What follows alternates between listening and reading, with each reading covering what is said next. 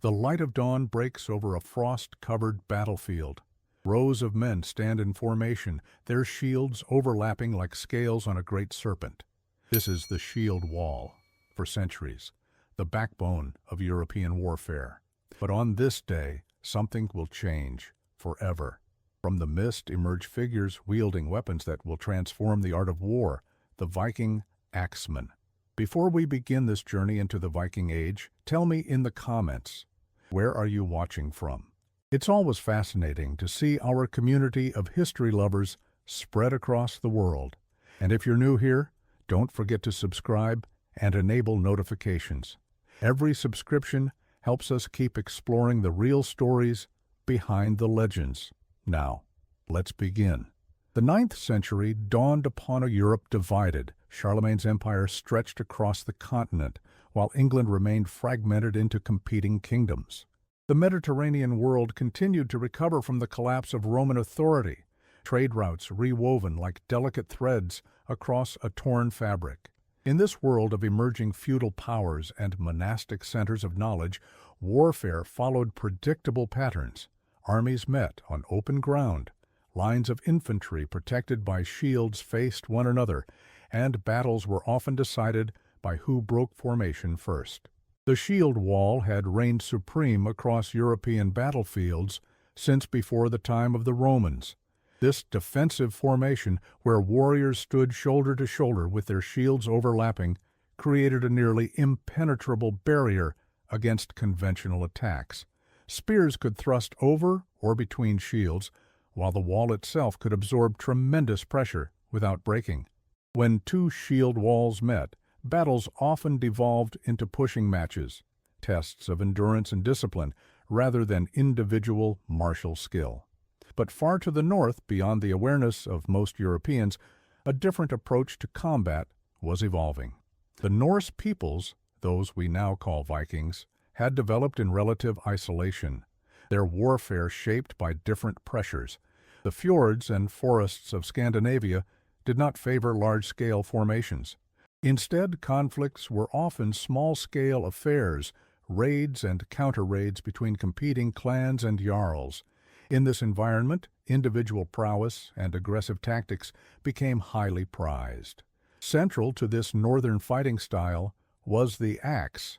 While swords were prestigious weapons, they were expensive to produce, requiring considerable amounts of iron and skilled craftsmanship.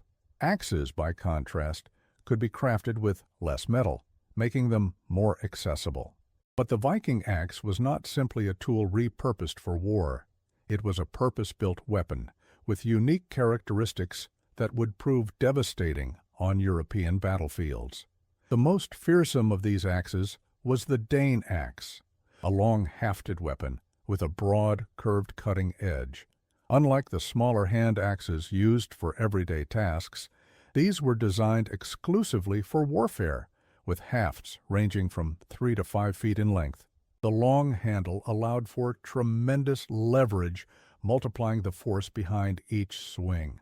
The broad blade concentrated this force into a razor-sharp edge capable of shearing through armor, shields, and flesh alike. By the mid-9th century, the Vikings had begun their expansion across the seas. Their longships, marvels of naval engineering, carried them to distant shores. Unlike other European vessels, these ships could navigate both deep seas and shallow rivers, allowing Viking raiders to strike deep inland with little warning. The element of surprise became a cornerstone of Viking strategy. They would appear suddenly, strike with overwhelming force, and withdraw before a proper defense could be organized.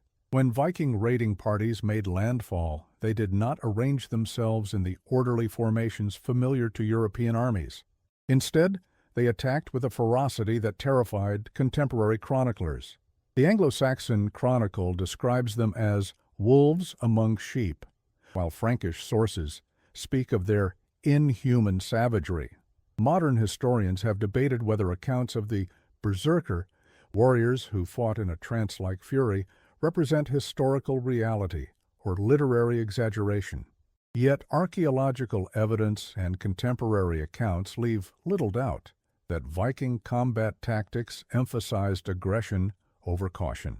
The shield wall, the dominant formation of the era, had developed to counter specific threats, primarily spears, swords, and arrows. It was not designed to withstand the overwhelming force of a heavy axe wielded by a skilled warrior. When Viking axemen charged a shield wall, they brought with them a weapon specifically capable of defeating it. The long reach of the Dane axe allowed them to strike over shields, while the concentrated force behind each blow could shatter shields or cleave through them entirely. Consider the physics of the confrontation. A shield wall derives its strength from its cohesion. Each warrior's shield protects not only himself, but also partially covers his neighbor. This overlapping creates a continuous barrier. But when a shield is shattered or split by an axe blow, it creates a gap, a vulnerability that can be exploited. Once a shield wall's integrity is compromised, the formation begins to collapse. What had been an organized defense becomes a chaotic melee, precisely the environment where Viking warriors excelled. The Battle of Ashdown in 871 provides an illustrative example. As described in the Anglo-Saxon Chronicle, the Viking force arranged itself in two divisions, while the West Saxons under Alfred deployed in a traditional shield wall. The initial Viking charge targeted the Saxon formation with such ferocity that it began to buckle within minutes. The axes of the Norse warriors crashed down upon Saxon shields, splintering wood and breaking the cohesion of the defensive line. What had begun as an organized battle quickly devolved into the kind of close-quarters combat that favored the Vikings' more individualistic fighting style. Archaeological evidence supports the effectiveness of axe attacks against shield defenses. Excavated shields from this period show distinctive damage patterns consistent with powerful overhead strikes. Unlike sword cuts, which might slice into a shield's rim, axe blows landed with crushing force near the center or upper portion, often splitting the shield in two. A shield rendered useless in this way left its bearer vulnerable and created a gap in the wall that could be exploited by additional attackers. The psychological impact of facing Viking axemen should not be underestimated. European warriors of the period were accustomed to battles with a certain rhythm. The clash of shield walls, the exchange of spear thrusts, the gradual wearing down of the enemy. The Viking approach shattered these expectations. The sight of charging warriors wielding massive axes, perhaps emboldened by religious fervor or battle frenzy, was deeply unsettling to troops trained in more methodical forms of combat.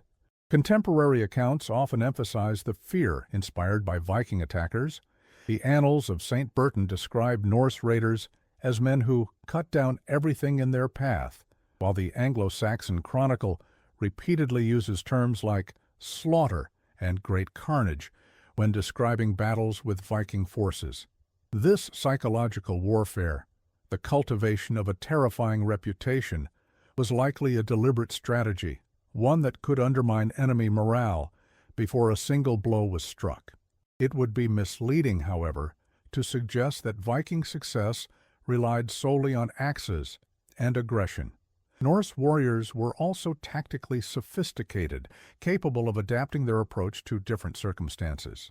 The sagas and chronicles describe various formations and maneuvers employed by Viking forces, including the famous swine array or boar's snout formation, a wedge-shaped attack designed to split enemy lines. Archaeological evidence also indicates that Vikings made use of combined arms, with archers supporting melee fighters in many engagements. By the mid-9th century, European armies had begun to adapt to the Viking threat. Shield design evolved, with reinforced bosses and rims becoming more common. Some shields incorporated metal strips across their surface to resist splitting. Training methods changed as well, with greater emphasis placed on mobility and counterattacking rather than static defense. The Europeans also began adopting aspects of Viking weaponry, with variations of the long axe appearing in non-Norse arsenals. One of the clearest indicators of the axe's effectiveness is its rapid adoption by non-Viking forces. By the late 10th century, the two-handed axe had become a standard weapon in many European armies. The Anglo-Saxon huscarls, elite household troops, famously wielded such axes at the Battle of Hastings in 1066, nearly 2 centuries after the initial Viking raids. Even after the Viking Age had ended, the legacy of their axe warfare lived on in European military tradition. The shield wall did not disappear overnight. Indeed, variations of the formation would remain important in European warfare for centuries. But its days as the dominant tactical system were numbered. The Viking Axemen had demonstrated its vulnerabilities, forcing a fundamental reconsideration of battlefield tactics. Future developments in European warfare, the rise of heavily armored cavalry, the emergence of specialized infantry roles, the growing importance of missile troops, all evolved in part as responses to the lessons learned during the Viking Age. The Heimskringla, a collection of sagas compiled by the Icelandic historian Snorri Sturluson in the 13th century, contains numerous accounts of axe combat. In one famous passage, a warrior named Thorolf wields a two-handed axe with such force that men fell back on both sides. While saga accounts must be approached with caution, they were written centuries after the events they describe and often embellish for literary effect. They nonetheless capture something essential about the role of the axe in Norse warfare. Material evidence from burials and battlefield excavations confirms the importance of axes in the Viking arsenal. At the site of the Battle of Malden, fought in 991 between English and Viking forces, archaeologists have recovered axe heads of various sizes alongside sword fragments and spear points. The distribution of these finds suggests that axes were used by warriors of different social ranks, not just elite fighters. This democratization of effective weaponry gave Viking forces a versatility that their opponents often lacked. The Viking Age also saw innovations in axe design that enhanced their effectiveness against shields. Some examples feature a pronounced upper point, or horn, that could be used to hook the rim of an enemy shield, pulling it down or aside to create an opening for a follow-up attack. Others show a small spike or hammer pole opposite the main blade, creating a versatile weapon capable of different attack modes. These refinements suggest a continuous process of adaptation and improvement, driven by battlefield experience. By the 10th century, the initial advantage enjoyed by Viking raiders had begun to fade. Their tactics and weapons were no longer novel, and potential targets had improved their defenses and response capabilities. Coastal warning systems, purpose-built fortifications, and standing armies all made Viking raiding more challenging and less profitable. As Norse warriors increasingly served as mercenaries or settled into conquered territories, their distinctive fighting style began to merge with local traditions. The transformation of warfare brought about by Viking axemen had consequences beyond the tactical realm. The inability of traditional defensive systems to protect communities from Norse raiders accelerated the development of feudalism in many regions. Local populations, unable to rely on distant kings for protection, turned to nearby strongmen who could organize effective resistance. These local powers demanded service and resources in exchange for protection, establishing the lord-vassal relationships characteristic of medieval European society. In England, the Viking threat prompted unprecedented political unification. The kingdoms of Wessex, Mercia, East Anglia, and Northumbria, long rivals, were gradually united under a single crown, largely in response to the need for coordinated defense against Norse invaders. King Alfred the Great and his successors reformed military organization, established a network of fortified burhs, and created the first standing navy in English history, all innovations driven by the need to counter Viking aggression. The religious dimension of the conflict between Vikings and Christians also shaped European development. Early Norse raiders targeted monasteries and churches not merely because they contained valuable goods, but also because they were often undefended. The resulting destruction of manuscripts and religious artifacts represents an incalculable cultural loss. Yet this very destruction spurred efforts to preserve knowledge and strengthen the institutional church, contributing to the intellectual and organizational developments of the later medieval period. By the 11th century, the distinction between Viking and European fighting styles had largely disappeared. Norse settlers in Normandy, the British Isles, and elsewhere had adopted many local customs, while European forces had incorporated elements of Viking tactics and weaponry. The Battle of Hastings in 1066, often considered the end of the Viking Age, saw Norman cavalry, themselves descendants of Viking settlers, defeat Anglo-Saxon infantry that included axe-wielding huscarls, fighting in a manner that would have been recognizable to their Norse ancestors. The saga of the Viking Axemen and their impact on warfare reflects broader patterns in military history. Tactical innovations often arise from outsiders, unfamiliar with established conventions, and thus unbound by them. When such innovations prove effective, they are quickly adopted and adapted by others, leading to a new equilibrium. The advantage enjoyed by the innovators is typically temporary, but the changes they introduce may be permanent, reshaping the conduct of war for generations to come. As we look back across the centuries, we can see the Viking Axemen as agents of military evolution. Their approach to combat, emphasizing mobility, aggression, and specialized weaponry, foreshadowed developments that would eventually define medieval warfare. The shield wall, that ancient bastion of European battlefield tactics, did not vanish entirely, but it would never again enjoy the tactical primacy it once held. In its place arose more dynamic systems of warfare, adaptations to a world where the certainties of the past had been shattered as surely as if struck by a Norse axe. The myths surrounding Viking warfare have grown over time, sometimes obscuring the historical reality. Popular culture often portrays Norse warriors as berserkers who fought without armor or restraint, but archaeological evidence paints a more nuanced picture.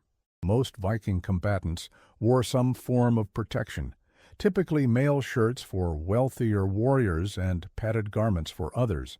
Their tactics, while aggressive, showed sophistication rather than mere frenzy.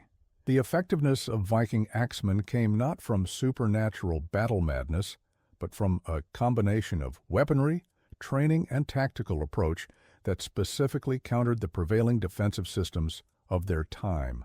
The legacy of Viking warfare extends beyond Europe.